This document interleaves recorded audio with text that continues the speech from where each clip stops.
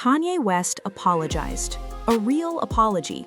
And if you followed Kanye for any amount of time, you already know how unusual that is. This is the same man who interrupted Taylor Swift on live television at the VMAs, and then took nearly a decade to even partially admit he might have been wrong. The same man who said slavery sounded like a choice, watched the backlash explode, and then doubled down instead of backing off. The same man whose actions triggered a multi-year public spiral that cost him billions of dollars, his marriage, and relationships with people who had defended him for years. Kanye West does not apologize. That's been the rule for as long as anyone can remember. So when he finally does, it forces a bigger question. What changed? And maybe more importantly, can any of it actually be trusted? To understand why this moment feels so strange, you have to step back and look at the sheer number of things Kanye could have apologized for over the years. There's the 2009 Taylor Swift incident, which instantly became one of the most infamous moments in award show history. There's the White Lives Matter shirt he wore at Paris Fashion Week in 2022. There are the anti-Semitic statements that led Adidas, Gap, Balenciaga, and nearly every major brand he worked with to cut ties.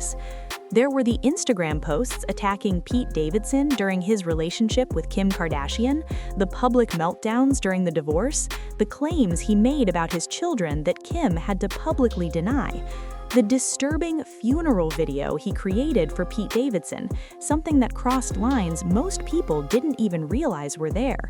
And that's just the recent history. Go back further and you get the George Bush doesn't care about black people moment during Hurricane Katrina coverage, the TMZ interview where he made the slavery comments, the MAGA hat era, the presidential run that went nowhere but dominated headlines for months. For nearly 2 decades, Kanye has said and done things that would have permanently ended most careers, and somehow he kept surviving. The music was too influential, the fashion impact was too big, the cultural footprint was too massive to erase, until it wasn't.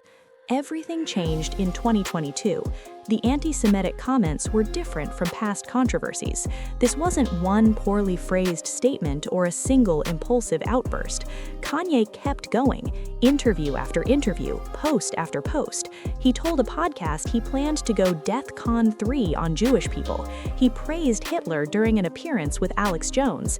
He surrounded himself with figures like Nick Fuentes, a white supremacist so extreme that most public figures won't even acknowledge him. This wasn't a moment, it was a pattern, a sustained campaign of hate speech that unfolded publicly over weeks.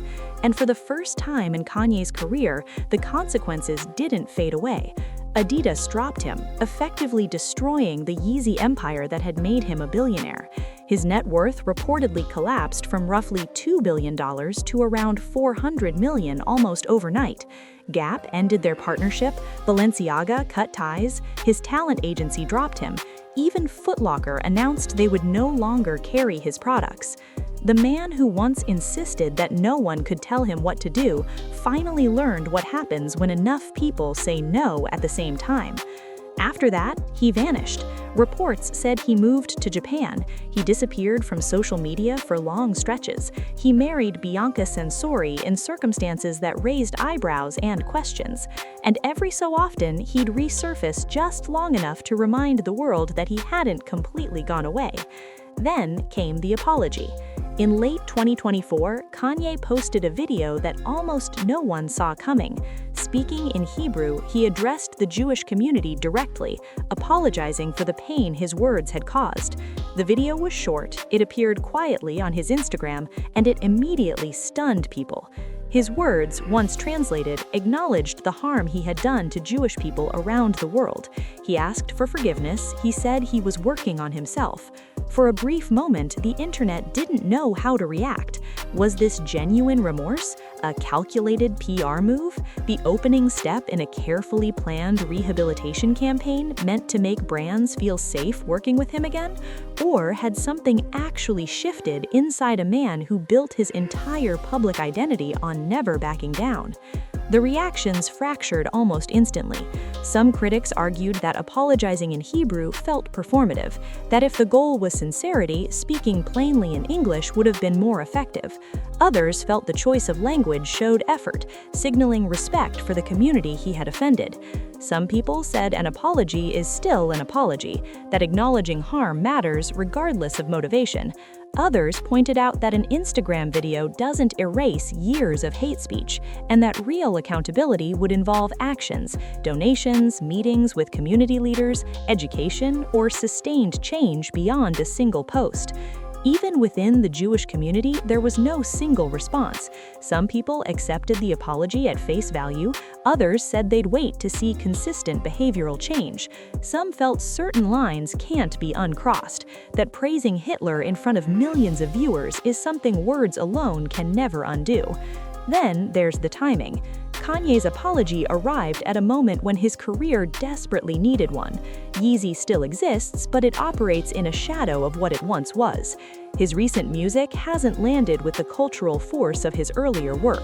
He remains wealthy by most standards, but the empire he built has clearly fractured. An apology delivered now, when forgiveness could unlock opportunity, feels different than one offered when he was still untouchable. It's hard not to wonder whether remorse finally became audible once the money and influence were gone. And history doesn't help his case. Kanye has apologized before, at least partially. After the Taylor Swift incident, he eventually expressed regret, only later to reignite the feud through lyrics and public statements. After other controversies, he's occasionally admitted fault, only to escalate even further the next time. The Kanye cycle is familiar: controversy, backlash, silence, partial remorse, rebuilding goodwill, and then something even worse. The highs get higher, the crashes get deeper, and each apology becomes harder to believe. So the real question is whether this one breaks the pattern or just fits into it. The truth is, no one knows yet. An apology is just language. What matters is what follows. Does Kanye actually change? Does he separate himself from people who amplify his worst impulses? Does he use his platform differently? Those answers can't come from a video. They can only come from time. What we do know is this: the apology exists. Kanye West, defined for years by his refusal to retreat, finally stepped back. Whether that moment holds meaning depends entirely on what happens next. And that's the exhausting reality of following Kanye's story. You're always waiting for the next chapter, always questioning whether the version of him you're seeing is real or temporary, always torn between believing people can grow and recognizing the long history suggesting this particular person might not. The apology is out there now. The Jewish community has heard it, the world has seen it, and everyone is watching. Maybe this is the turning point. Maybe at 47, Kanye finally learned something 27-year-old Kanye never could. Maybe losing billions and watching his empire collapse forced a level of self-reflection that success never demanded. Or maybe in 6 months, we'll be talking about a brand new controversy that makes this apology feel like a footnote. That's the thing about Kanye West. The only consistent trait he's ever shown is unpredictability. And until he proves otherwise, this apology is just another data point in one of the most complicated celebrity stories of our time. So what do you think? Was it real or just another turn in the cycle? Let me know in the comments. And if you want to follow where this story goes next, subscribe, because with Kanye, there's always another chapter coming.